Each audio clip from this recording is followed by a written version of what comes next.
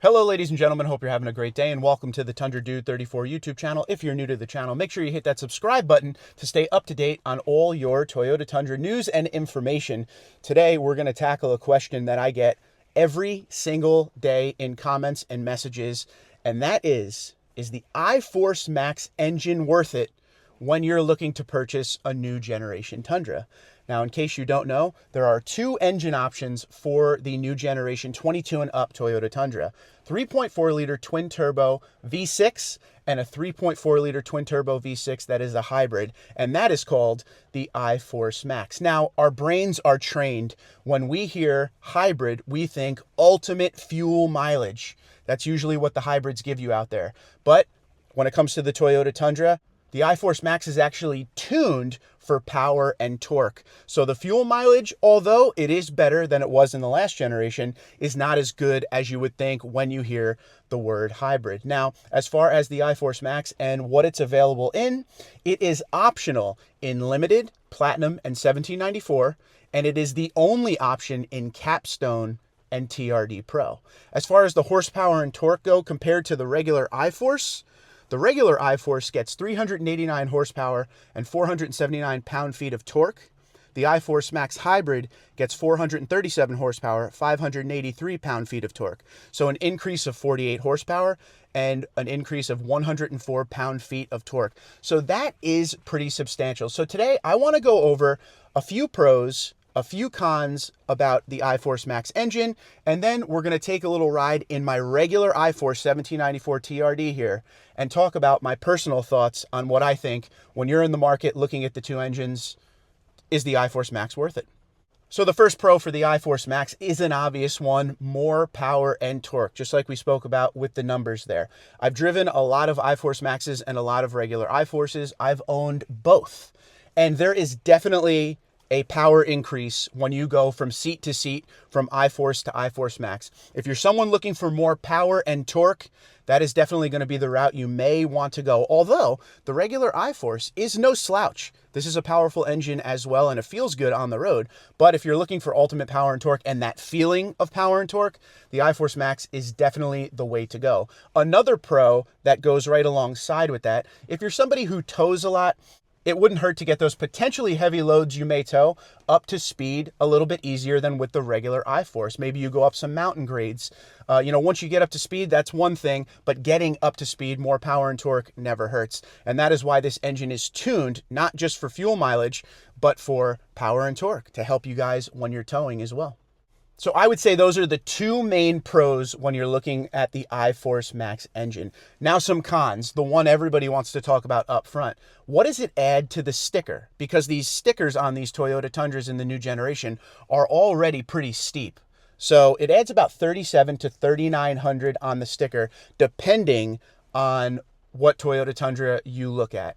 It has differed from what I looked the other day on Toyota.com build and price from Limited to Limited iForce Max and 1794 to 1794 iForce Max.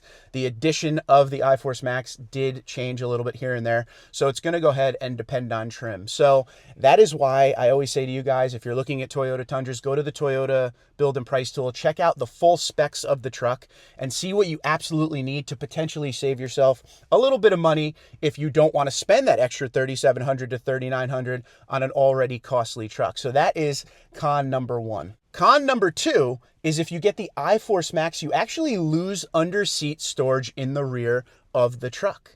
The iForce Max has the batteries where the under-seat storage is on the regular iForce Tundra like this one. So I have under-seat storage, but if you get the iForce Max, you won't. That affects people's decision more than you would ever believe, as per what the viewers have told me. They want their under-seat storage, and they would rather have that than the iForce Max engine. So another con, you do lose that under-seat storage. Another con could be something down the road that may be potentially costly. If you have an issue with the hybrid system, if you have an issue with the batteries, that could get very expensive to replace or repair outside of warranty.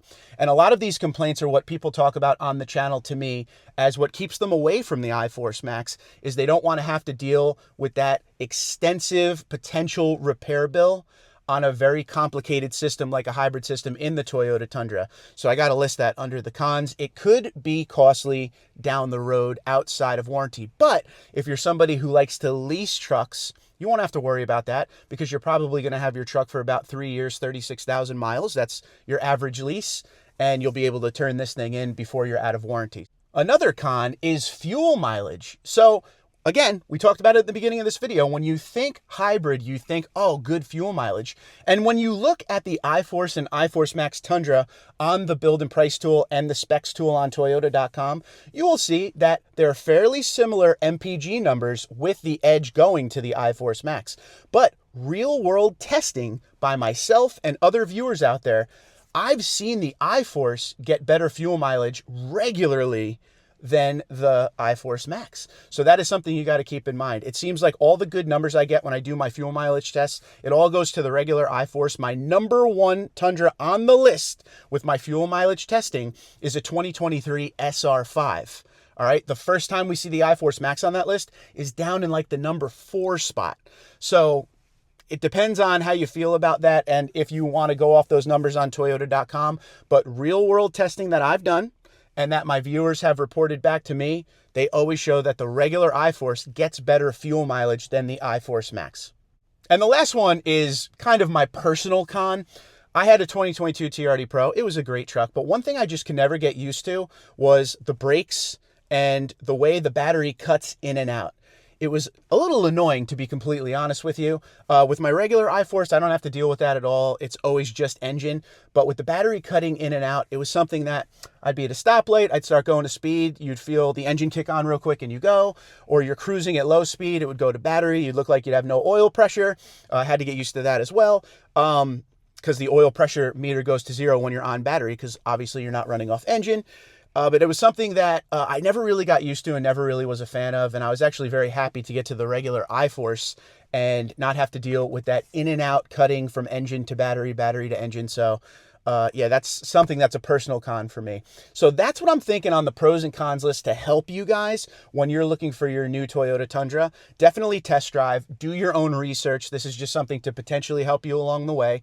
Again, the power and torque is substantial. You could definitely feel it. If you drive, say you go to test drive a regular iForce and then go right to an iForce Max, you'll be able to feel the difference. But what I want to do right now is I'm going to take my 2024 1794 here for a little ride in a regular iForce and talk about why you should definitely not go into the dealership ready to go with either engine choice without test driving, because I was pleasantly surprised when I traded in my 2022 TRD Pro iForce Max for a 2023 SR5.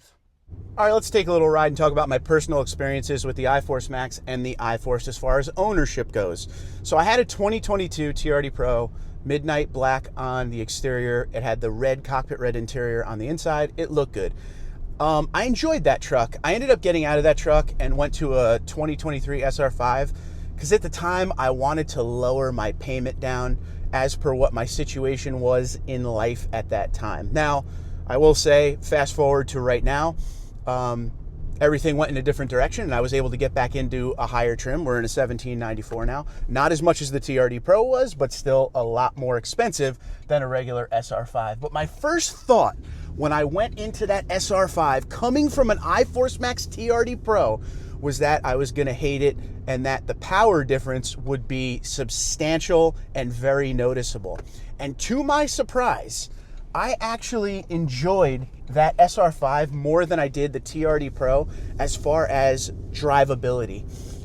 This was the first time I owned a regular iForce coming out of that iForce Max. And just like I said to you earlier in the video, it was nice to not have to deal with the battery kicking in and out. It was a nice consistent power band.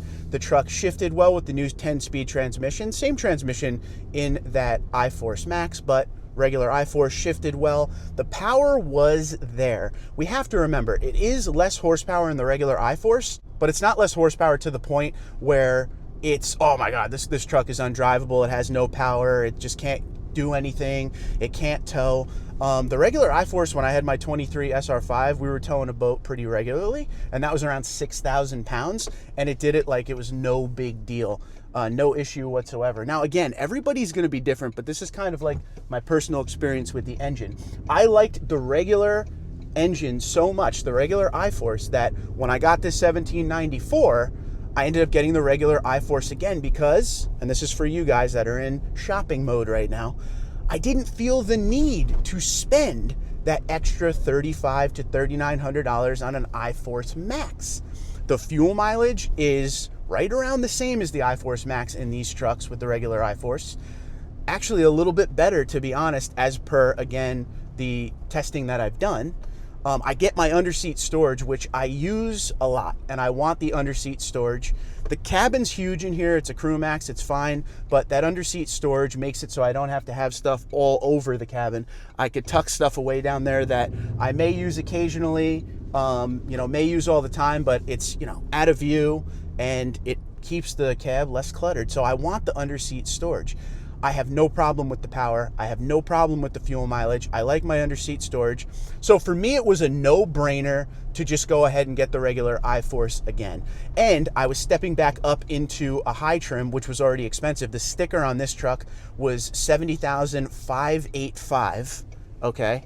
And if I added the iForce Max engine to that, that would put the sticker up around, $72,000, $73,000, depending on, what kind of deal I could get or whatever. But sticker would be probably around $73,000, $74,000. So I didn't want to spend that extra money. I didn't feel like I needed to. So for me, the iForce Max, although a very powerful and very fun engine, I've had the pleasure of testing through Toyota a lot of different iForces and iForce Maxes since the new generation has come out, and I would test them for a week at a time to get a really good feel on them. Limiteds, capstones, you name it. Even regular iForces like another limited and a TRD Rally I had for 2025. So I got a good feel for each of them, and it all comes down to you. That's why there is no definite answer for this video. Test drive both. Get a feel for it. Do your research on Toyota.com on the specs tool for Toyota Tundra and see if it's something you want to spend the extra money on. Do you want the hybrid? Does it make sense to get the hybrid over the regular one? That's going to be up to you. But for me, I'm happy in the iForce. Is the iForce Max worth it? The overall answer, it's really up to you. For me, it's all about the iForce. Twitter, Instagram, LinkedIn, Facebook, TikTok at TundraDude34, TundraDude34@gmail.com. You guys have a great day. Be safe and be well. And before I let you go, pulling out onto the main road, this is what I mean about no slouch. This engine can get up and go.